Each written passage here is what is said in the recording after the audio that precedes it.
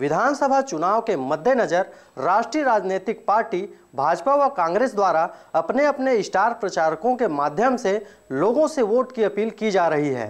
राजनीतिक पार्टियों के स्टार प्रचारक नेताओं द्वारा प्रत्याशियों के लिए उनके क्षेत्रों में पहुंच जनसभाओं के माध्यम से अपने पार्टी के पक्ष में वोट मांगा जा रहा है। इसी कड़ी में भाजपा के स्टार प्रचारक इन दिनों छत्तीसगढ़ दौरे पर पहुंचे हुए हैं। स्टार प्रचारकों में से बीजेपी के कद्दावर नेता व यूपी के मुख्यमंत्री योगी आदित्यनाथ शनिवार को मुंगेली जिले के प्रवास पर पहुंचे हुए थे, जहां उन्होंने लोरमी व मुंगेली विधानसभा में जनसभाओं को संबोधित करते जनता से बीजेपी के पक्ष में वोट करने की अपील की है। इस दौरान नगर में भारी मात्रा में उपस्थित समर्थकों द्वारा डीजे के धुन में बाइक रैली निकाल नगर भ्रमण किया गया व उनका भव्य स्वागत किया गया। मुंगेली से गजेंद्र पाटले, विवेक जायसवाल व कैलाश कुमार की रिपोर्ट, आरजे रमझाझर।